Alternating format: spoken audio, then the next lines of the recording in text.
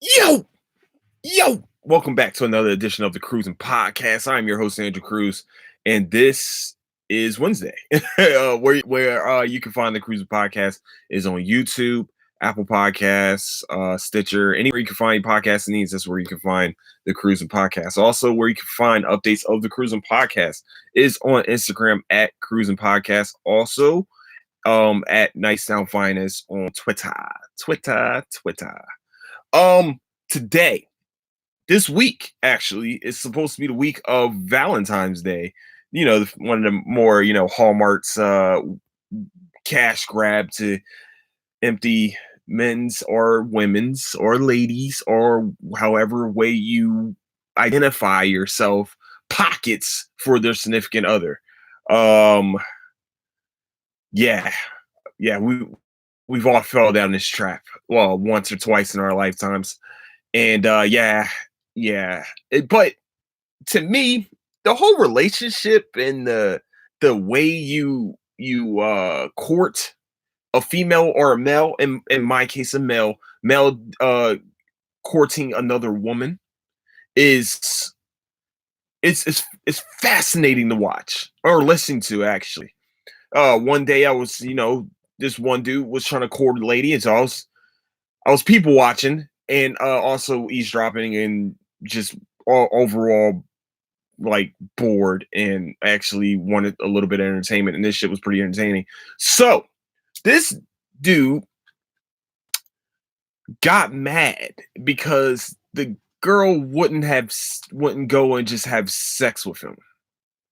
You didn't even try to talk. You tried to talk, and it just was like you're upset because she wouldn't have sex with you, and you started calling her a bitch and all the rest of this. You literally met her a day ago, not in a party setting, in a more almost professional setting, and it fascinated me. I asked questions. I had to. I was like, why did you think you were going to fuck the first day you met her? Like, no one's, I mean, I don't think anyone's really that good at courting anymore. And courting is over. Motherfuckers think shit comes easy like that. Like, oh man, fuck you. You know what? First second we meet, hey, my name is this, that. Blah, blah, blah, blah, blah. That's just the way it needs to happen. And that's not how it's supposed to work.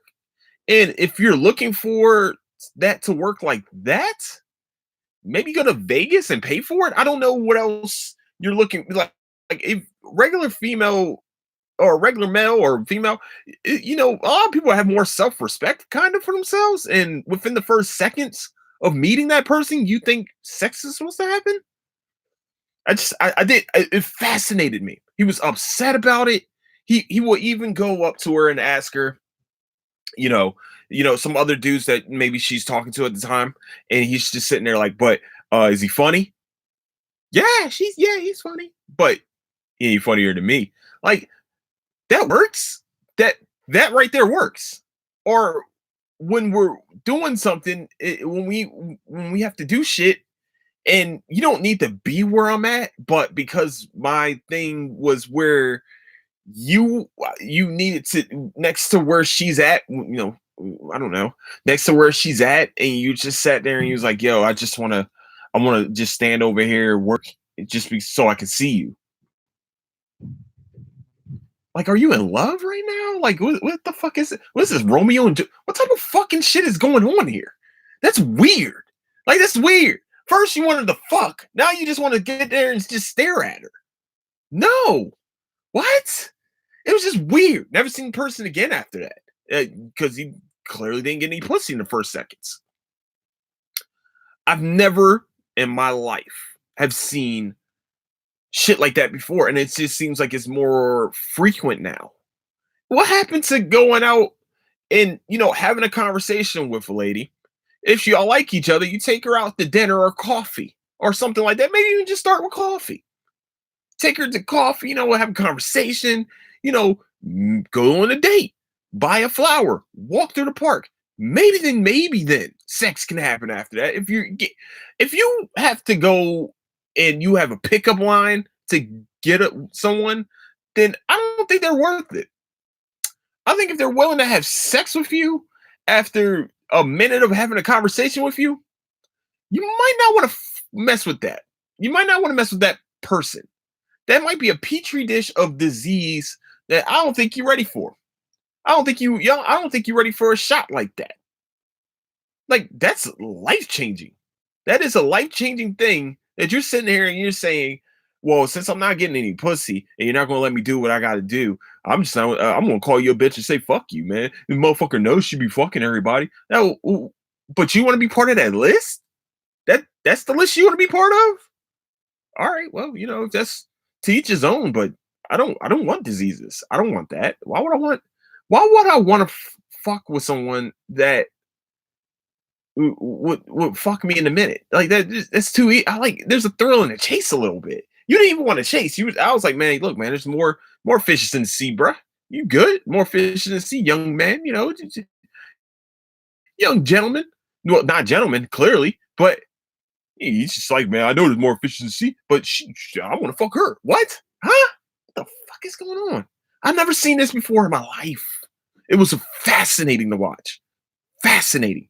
I thought I was just like, damn, man, I just don't I can't no. I'm not gonna fucking go through that. That's not somebody you want a relationship with either. You know what I'm saying? Like, that means they have nothing to bring to a conversational table, kind of. I'm not gonna sit here and prejudge early on, but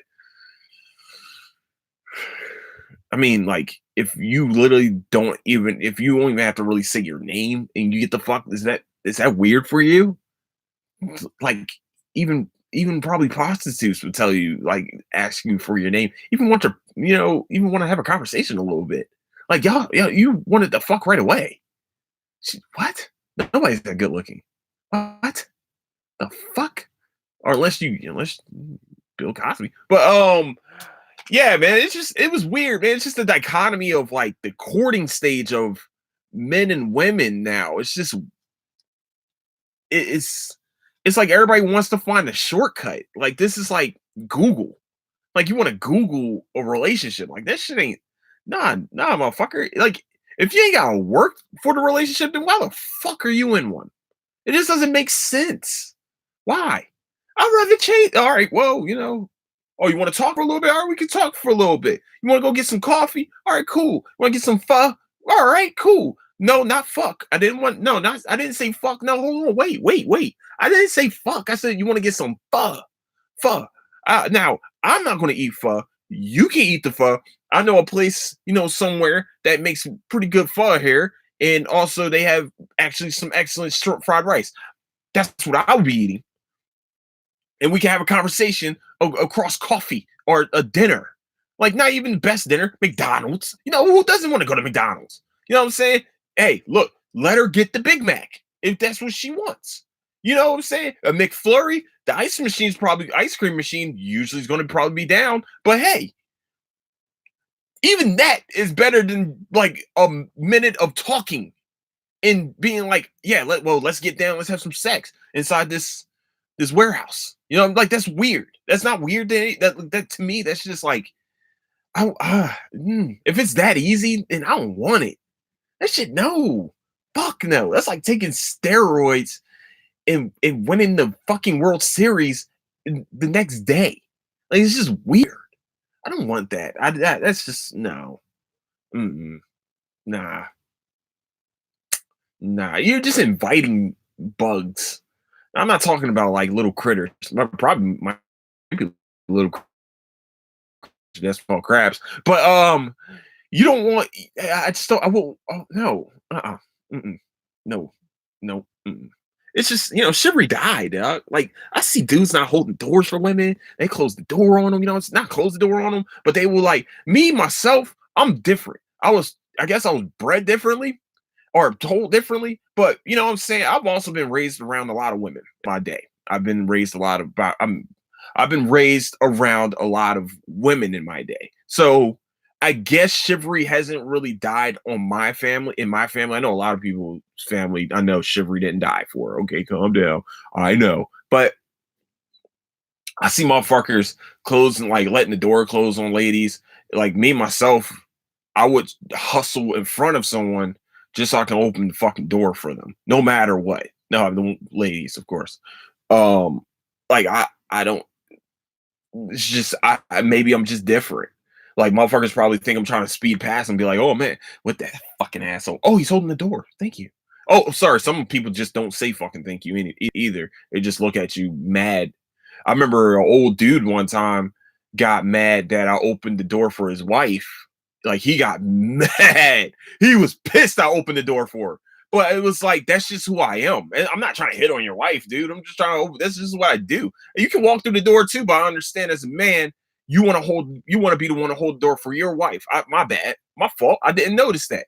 I didn't know. I was a young man at the time, man. I ain't fucking married. I didn't know this.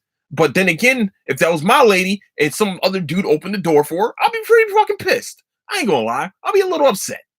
But I'm like, hey, but you know what? Chivalry didn't die. It didn't die with that guy. He's got a chance. The guy's got a chance.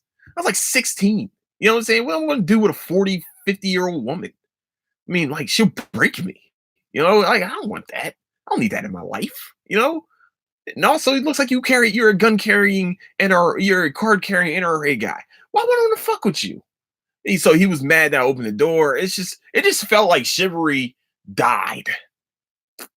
But like Dave Chappelle said, though, I mean, just like if that's the case, then if chivalry died, then women killed it. Like it was been killed. The motherfuckers are chivalrous, and you know what I'm saying they don't got a chance sometimes. Could be the nicest people in the world. They just don't get a chance sometimes. Like it just seems like a lot more assholes are getting a lot more chances than some people. Hey, it is what it is. It is what it is. But that's what Dave Chappelle said. I didn't say women killed chivalry, but I mean, men killed it too. It takes two to kill that shit. It takes two. It takes two and raising in the way motherfuckers are raised to kill that shit. Dead ass. Men, women, fucking aliens, whatever the hell else you want to call yourself. My non-binary chivalry died with most humans. Okay, that's what the fuck happened. But I hope everybody does have a great Valentine's Day. I probably will have a show that day. I haven't had a show on Friday in a very long time either. Fuck Andrew, yeah. Wow, my stomach is growling like a motherfucker. But yeah, man, it's just fuck, man, it was just weird. Speaking of like love shit, I was watching My Hero Academia literally about a couple hours ago on the treadmill. And that's how I watch. That's how now I consume anime.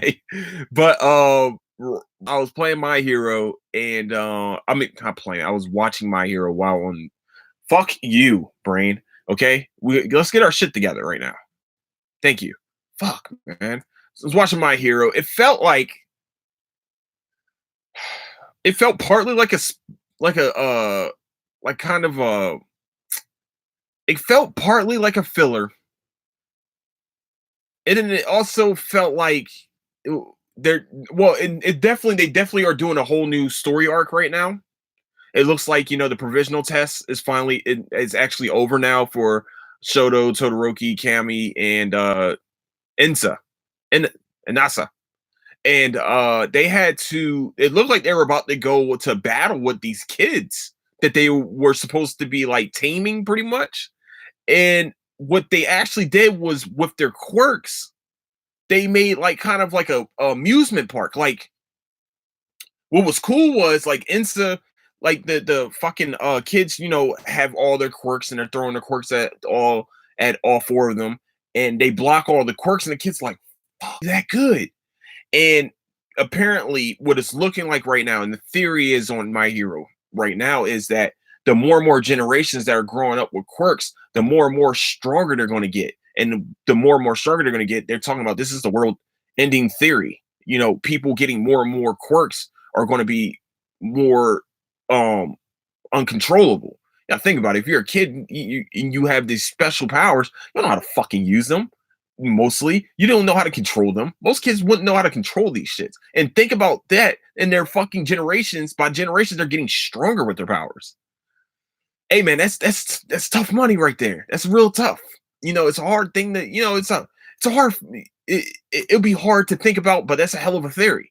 So these kids, I think because they are younger, that they must have some type of knowledge of this theory, that they felt like they were stronger than these high school students. I mean, they're not that far apart. They're only like what, about maybe probably 10 years, maybe 5, maybe 10 years. I'll say 10. 10 years apart from each other. That means these kids are probably going to be at their age stronger than what those high school students were at their age. So they actually blocked all their attacks because they know how to use their powers already. And and so they came up with a plan to where they they used their quirks to like really just give the kids a sense of bewilderment, not bewilderment, bewilderment. I guess I don't know. Fuck, man, I don't know. It's a big word that I can't find right now. But when they gave them a sense of like, yo, we don't have to fight evil with our powers. We can actually do good things without fighting something. What they did was instead of made Todoroki was able to, with all their stuff, Todoroki was able to make an ice little like slide with it. And they were actually showing the kids, and at the end of the day, they got all the kids to be hyped about it and stuff like that. And Bakudo actually stepped up to the leader of all these kids, and he was like, "Yo, I know you're the leader, but come on, we're gonna go have fun. It's time to go have fun with these. It's not about fighting. It wasn't about fighting at all. It's about, yo, we need to show them that these quirks aren't just for that. They're not just for violence. They're also for, we can help people. We can make you happy with these powers. You know what I'm saying? Kami, we finally saw Kami's powers. Kami can turn into anyone. Can turn into a person for a short period of time. It's kind of weird that she can do that. And whatchamacallit can do it, and she actually came in as It's kind of, and Kami got her power. Fuck, man, it was very. Toga came in, took Kami's appearance, and Kami also thing is that she can appear as anybody, as anyone, and also copy their quirks. And Toga can't do that. She can't do that. She can take your blood, and all she can really do is turn into you with your clothes and everything. And so it's kind of crazy that her and Cammy kind of got like similar fucking powers, and that's whose power that she actually took. Whose appearance that she took during the original provisional test. So they made a slide and all the rest of this. They won the kids' hearts. That was the plan.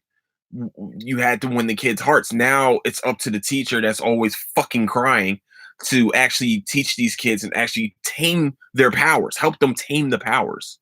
So that's the first part of it. The second part of this episode is mostly Deku and Oyama becoming not becoming best friends, but becoming good friends. You know what I'm saying? Oyama, it got a little weird. Not weird, but it got a little weird for Deku. I guess, Deku, it not weird. It's not the word I'm looking for. It's another word. It did get a little weird because it seemed like Oyama was fucking like stalking Deku at some point. Like the first thing Deku was like, man, I'm hungry. And all of a sudden you just see cheese in the middle in his face from Oyama. I'm like, okay, all right. So this is something to take a look at. Because he got a little yeah, he might like him. I think he likes Deku. I think that's what the case is right now. And we're sitting here watching it. If you don't watch the whole thing unfold, you would think that's the case. Like he has some feelings for Deku, and Deku's sitting there like, and also he stalked him outside of his window while Deku was sleeping and left a cheese plate outside of the balcony of Deku. Now you're thinking, okay, maybe he likes him. Like that's it's a weird way to go about it, but maybe all right, cool. Cheese, I guess that's a good substitute for flowers is cheese. But okay, cool. That's what you got to do. That's what you got to do. Do what you got to do, bro. You live your life. You live your truth. You know what I'm saying? So he was. the stalking got a little weird. It then, Deku during they're trying to practice doing their ultimate powers. And if everybody doesn't know, Oyama's power is that he shoots a laser out of his navel. It looks like he's shooting it out of his dick, but it's really from his navel. It's called the naval cannon, and he shoots it. And what was weird was not weird. I'm not trying to say it's weird, but it's weird. It would be weird for me. I'll be like, "What the fuck is going on, dude? Like, you gotta tell me what's going on, man." Like, what was crazy is that he was staring at Deku. You just see him staring at Deku because Deku doesn't know he can't go. He can only go 20% of the power that he has ever since the fight with Overhaul. He's kind of like, it looks like that he's kind of worried about his powers, and you just see Oyama just leaning on this rock, going like this, Deku, Deku, and then all of a sudden he said, "Watch this," and then all of a sudden you just see his navel. Looks like where it's coming from his dick. It shoots through a rock, like the laser goes through a rock. It's like, oh, okay, that's okay. He said, "You want to see something new?" And what he does is that with the power that he made a laser, and he kind of did like little graffiti on the rock, and then his power kind of like hurt him. Like he's like, "Oh, I can't do this anymore." So doing this, why Oyama was giving Deku cheese and all the rest of this cool shit. Why he was really doing this is because he figured that Deku and him are practically the same person in that their quirks aren't compatible with their bodies. So every time Oyama uses his power, it actually hurts him. It actually, like, that's why he wears that belt, because if he doesn't wear the belt, his power will actually start spewing out by itself. And so what he said was, "Yo, I can see that your body can't take the pounding that All for One does to you. You can't exactly fight, not fight. Hold on. That's not the word. You can't use your powers without breaking yourself apart. As we all know, that if Deku goes any more than 20% with his body, he's going to break apart. The only reason why he beat Overhaul is because Eddie was able to restart his body. The one time that the time that he figures it out is when he jumps really fucking high and breaks both his legs doing it. So that was really Oyama's thing. He was like, "Man, he said, I finally have somebody that can understand what I'm going through. Like, my body can't handle my powers. And so your body can't handle your powers." He said, "I felt bad for you because I knew, because I know you didn't know what was going on, why you can't do it, why you can't go further than 20%." So it was actually a very good episode in the end. I think those two actually became good friends. Well, yeah, he said it. Well, me and Oyama are now friends.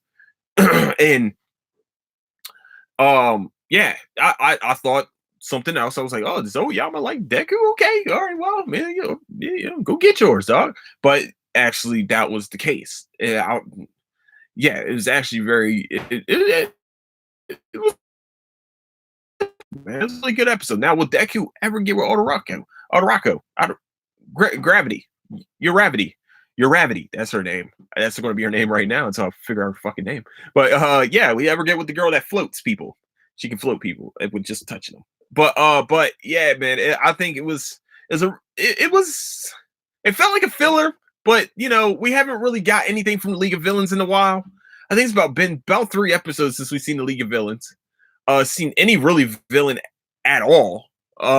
So I guess this is what we're getting ready for is their fight against the League of Villains, like all of them teaming up with actually the other high schools, because they did talk about the league. It hasn't really attacked any other high schools yet.